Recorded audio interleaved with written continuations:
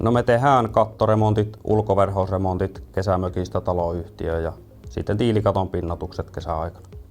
No meillä työntekijät viihtyy hyvin töissä ja sitten se heijastuu myös siihen, että on ammattiylpeys siihen tekemiseen ja sitä kautta myöskin asiakkaat on erittäin tyytyväisiä. No kyllä me aika paljon erotaan muista samalla yrityksistä. Me tehdään niin laajasti erilaisia remontteja. Meillä on hyvä tiimihenki, että me on pitkään toimittu tietyllä porukalla, mutta sitten sinne on helppo uusiakin tulla mukaan.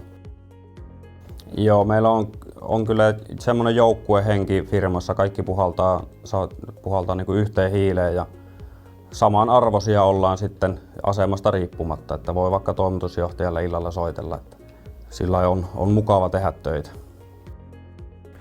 No mukava yritys tehdä töitä. Älyttömän hyvä on työilmapiiri ja mukava on aina mennä töihin.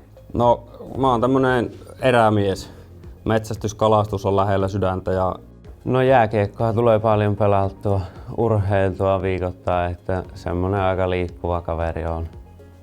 Eliittikatot on aika nuorekas yritys, että paljon on nuorta väkeä tällä hetkellä töissä. Mukava työnantaja. No ei muuta kuin töihin vaan. Se on oikeastaan ihan sama, että missä päin sä haluat töitä tehdä, niin ei kun tänne vaan.